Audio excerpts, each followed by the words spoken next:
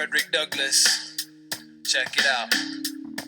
I'm feeling it. Those who profess to favor freedom and yet deprecate agitation want crops without plowing up the ground. They want rain without thunder and lightning. They want the ocean without the awful roar of its many waters. Power concedes nothing without a demand. It never did. It never will. A house divided against itself cannot stand. I believe this government cannot endure permanently half slave and half free. I do not expect the Union to be dissolved. I do not expect the house to fall. But I do expect it will cease to be divided. It will become all one thing or all the other.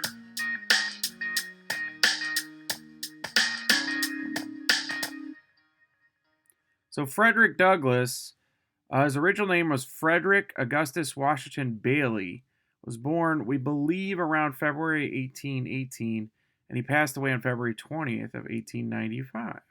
Now, he's considered a great speaker, writer, and abolitionist that changed America.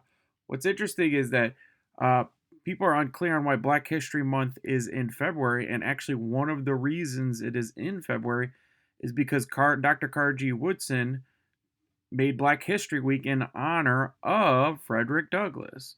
Frederick Douglass had changed his name to Douglass because he had freed himself from slavery in an amazing story.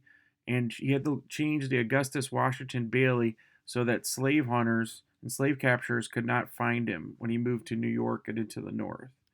So we're going to learn a lot about Frederick Douglass and try to understand the American experience of slavery before the Civil War. Now, early life. So Douglass was born in a slave in Tuckahoe, Maryland.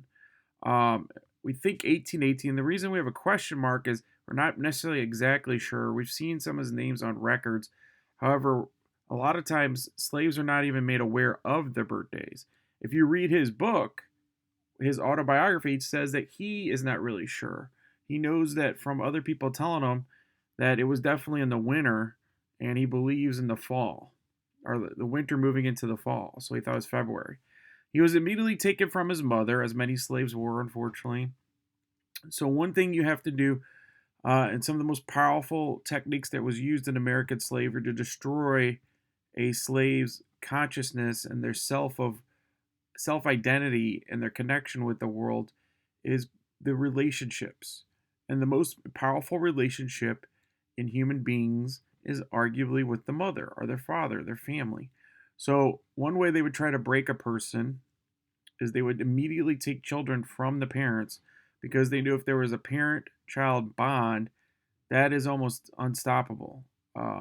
Parents will do anything to protect their children, and children will do the right thing or whatever they can to listen to their parents. So that had to be stopped. Also, by erasing your birthday and not giving you a birthday, that erased your identity as a human being. Human beings recognize our birth. It's one of the things that makes us human. Animals don't necessarily know their exact time or think of a time that they were born and celebrate a birthday. So it's trying to erase their humanity and their identity, to dehumanize them, as we talked about earlier. He never knew his white father. What he suspects, according to him, is that his mother was probably raped by the slave master at the time, and he was the child of that horrible crime. And so technically he was biracial, and he was raised a slave, because even if you were biracial back then, especially in the case of presidents like Thomas Jefferson, the children would automatically be seen as African American or black. I think still today in society, if we talked about, I think most people would agree that if you have African American heritage, people tend to see you as African American. It might be more so on the way you look today.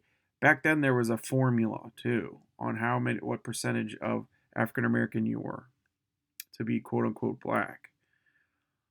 You could see this is actually a primary copy of a primary source, which is a scan, so therefore it's secondary. But we have an original primary source that says to be sold aboard the ship, and it talks about how they would sell African Americans. Now in St. Louis, unfortunately, The place they sold to African Americans, one of the most popular places, was right on the old courthouse steps by the Arch, which is now the Arch is across from. They would sell slaves there in St. Louis, because St. Louis and Missouri was a slave state before the Civil War. Now, his education, this is very interesting. You talk about the power of education. In his teens, his slave owner's wife would help teach him to read. He started to learn to read with his slave owner's wife, and if you understand culturally at the time, there was one thing that was horrible that a white person could do above all in a slave state at the time, and that was to actually inform or educate an African American or black person. Because if you think about it, and obviously I'm coming from the point of view of a teacher, there's nothing more powerful and dangerous than education. If we really learn and discuss and analyze and critically think through things, then people, A, we can't be controlled. B, we may challenge things and try to make them better, or our point of view of what is better. And he was learning how to read. And when the master's wife, he was in a new house in Baltimore. The master's wife found out about this. He lashed out at his wife, and it was a huge problem. And she stopped. So also, so what later he would do is he would trade some of his food, as hungry as he was as a slave. He would trade some of the little amounts of food he had to some of the poor white boys in the neighborhood to help him continue his learning of reading. But in a lot of ways, he taught himself to read, which is a pretty amazing story in itself. We said that it was against the law to actually for a white person to teach a black person to read, or a slave specifically. Douglass continued to teach himself to read and write basically the rest of his life. Whenever you read, and we will hear some of his pieces throughout the year, you'll just be blown away by his speeches and his writing. His book, we're going to learn about his autobiography, is probably one of the biggest contributions to helping us understand what slaves went through and how horrible the stories were. I mean, he tells the story of what they did to him as a child, where he was immediately moved from his mother, and his mother was put on a different plantation about 8-10 miles away. His mother, every night, she would climb through the woods in the dark after she'd worked all day in the fields just to come hold Frederick as a child, and then go back before the dawn to go back to work all day. And she would do this nightly, and people told Frederick Douglass about this. And it just blows your mind to think about how amazing, how strong the human heart is, how enduring we really are, that his mother would do all this to connect with her child, just sheerly fight through exhaustion. And it's pretty amazing to find out about Frederick Douglass himself and what he will do to free himself from slavery. Now, the picture on the right shows you most slavery in America, and most African Americans that have ancestors that were slaves in the United States before 1865, and what we call the 13th Amendment, which abolished slavery, were from West Africa. If you see that light orange area of Africa, those trade routes would flow up to North America and the American colonies.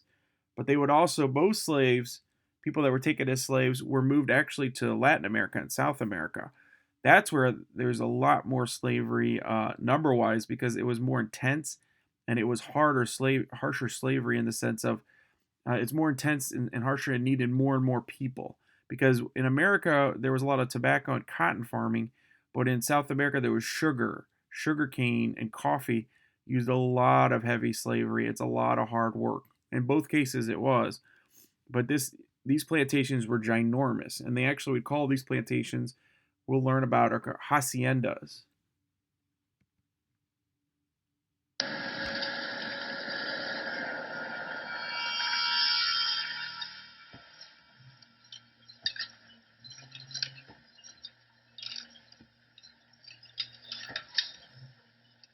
The transatlantic slave trade was one of the most profitable businesses in the world.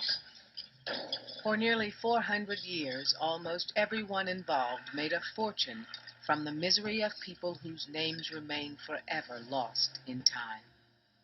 Slave ships made roughly 39,000 voyages from Africa to the Americas. They were instrumental to the birth of commerce and wealth in the New World. Few cared about the millions of African men, women, and children shipped across the Atlantic to fuel that commerce with their labor in the largest forced migration in human history.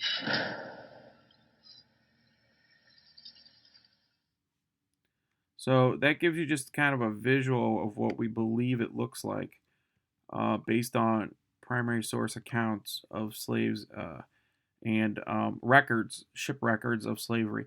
Now, going back to the idea, let's to the top right, that is actually, I don't know if you guys understand what that is, but it is a blueprint, and it is a blueprint of a slave ship. How horrible were the conditions? Atrocious. So what you're looking at is a blueprint, and you can see that what they would do is they would lay these people down on like basically levels of wooden planks where they would keep them divided only by about 3 feet in between the next plank and stack the people, and they would chain them laying down so they could get absolutely as many people as possible on a slave ship, because they knew many would die from sickness or starvation or disease on the voyage, the 3-month voyage over to America or the South America. And what would happen is they would defecate on themselves. They would sit there and cough and spread disease. Sometimes they would sometimes the slave ship people would actually take the enslaved people to the top of the ship. And there's many cases of them literally just running and jumping off the ship to commit suicide, rather than go back and be chained down for whatever period of time. They had no idea how long this was going to go on for. It's a very complicated system of moving the slaves, and essentially what it came to is many of the African kings would beat other African kingdoms in battle, and they would sell the slaves to the Portuguese, Spanish, and Dutch, and other English and other North Europeans slave traders to bring to the Americas. And it was a whole system of triangle trade we'll go into. All right, we are going to stop there for now, and then we'll continue in the next video. Thanks for staying with us, guys, and thank you for having such a nice discussion.